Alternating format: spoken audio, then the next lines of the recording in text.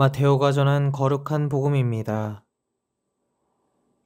예수님께서 예루살렘으로 올라가실 때 12제자를 따로 데리고 길을 가시면서 그들에게 이르셨다.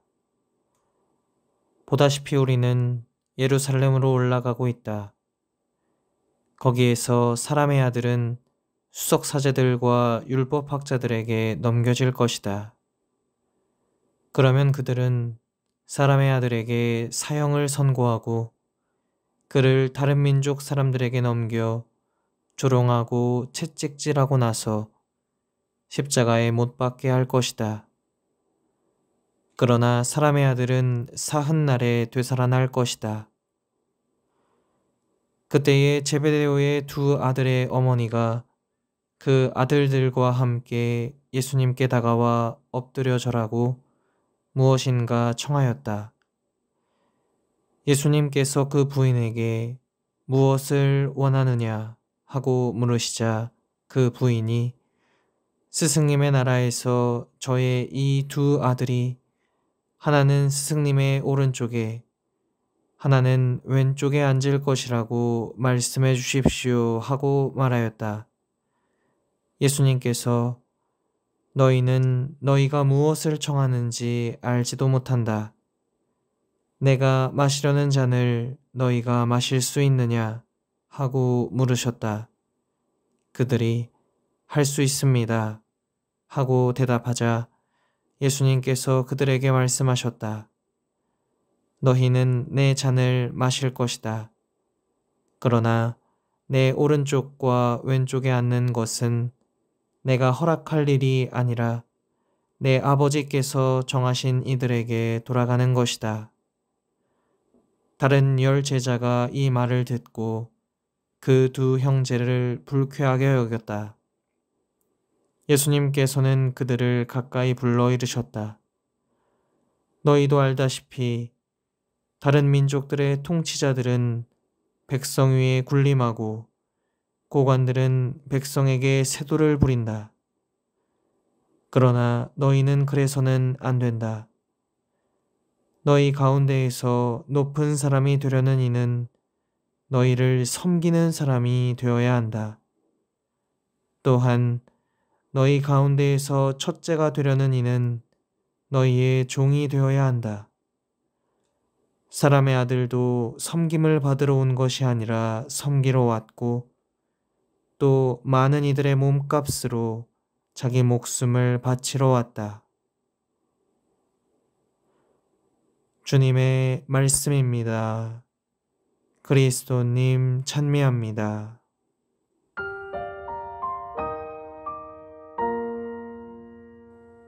현대인은 높은 자리와 출세를 꿈꾸면서 치열하게 경쟁합니다. 이런 삶의 형태는 우리에게서 휴식과 여유를 앗아가고 말았죠. 그러다 보니 일과 삶의 밸런스, 곧 워라밸마저도 싸움에서 승기를 거머쥔 자들의 특권처럼 여겨지기도 합니다. 경쟁이 경제 성장과 사회 발전에 유익하다곤 하지만 그것이 과열되면 갑과 을이라는 계급 구조는 더욱 견고해질 뿐입니다. 이미 우리 사회에서 계급 따위는 없어진 지 오래라고 말을 많이들 하지만 과연 그럴까요? 글쎄요.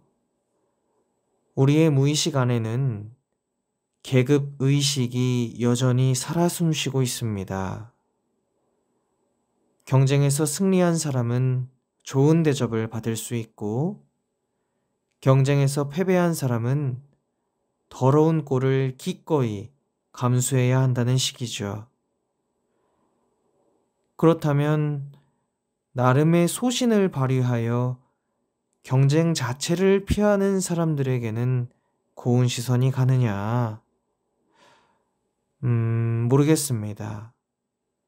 아마도 그들은 나고자, 패배자, 꿈도 비전도 없는 무기력한 사람으로 취급받지 않을까요?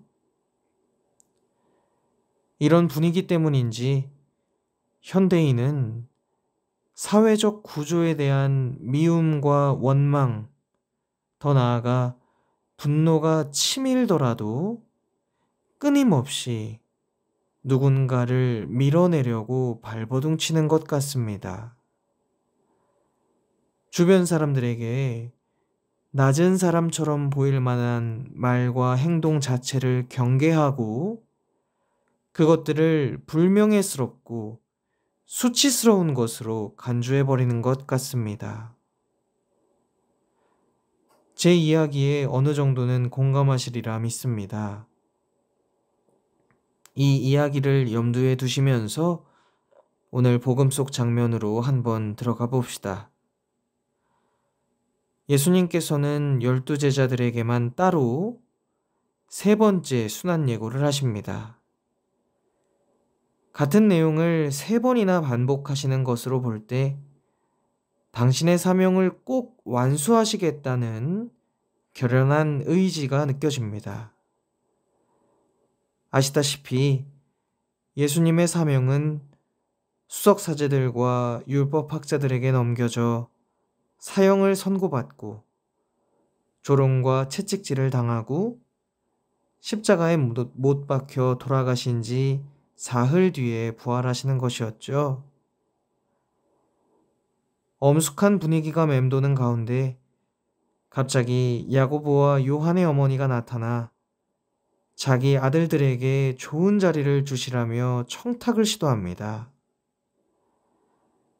예수님께서는 그 자리를 허락하시는 분은 당신이 아니라 하느님이시라고 대답하시죠. 근데 재밌는 건 이 청탁 현장을 지켜보던 제자들의 마음이 심하게 요동쳤다는 사실입니다. 그들은 속으로 이런 생각을 했는지도 모르겠습니다. 대놓고 청탁이라니 더럽고 치사스럽군. 그런 영광스러운 자리는 공정한 경쟁으로 차지해야 하는 게 아니겠는가? 제자들 전부가 예수님의 순환 예고를 이해하지 못했음이 밝혀지는 순간이지요. 하지만 예수님은 당신의 뜻을 다시금 분명히 하십니다. 너희 가운데 첫째가 되려는 이는 너희의 종이 되어야 한다. 궁금해집니다. 만일 예수님이시라면 치열한 경쟁으로 몸도 마음도 녹초가 되어버린 우리 현대인들에게 어떤 말씀을 해주실까요? 2000년 후라고 해서 다르게 말씀하실까요? 아마도 똑같이 말씀하실 겁니다. 수단과 방법을 가리지 않고 어떻게든 주변 사람들을 벼랑으로 밀어넣고 나 혼자만 호사를 누리고 나 혼자만 영광을 누리려는 삶의 태도는 전혀 멋지지도 행복하지도 않을 거라고. 행복은 잠시뿐 얼마 지나지 않아 허무와 멸망으로 고꾸라 떨어질 거라고 말입니다. 그리고 몇 마디 더 덧붙이실 겁니다. 자기 자신을 기꺼이 내어주는 희생, 그리고 남을 위해 목숨을 바치는 죽음 등은 절대 불명예나 수치스러움이 아니라고. 부활이 있기에 그것들은 진정한 승리이고 생명이며 참된 자유임이 밝혀질 거라고 말입니다. 사랑하는 형제자매 여러분, 우리 분명히 합시다.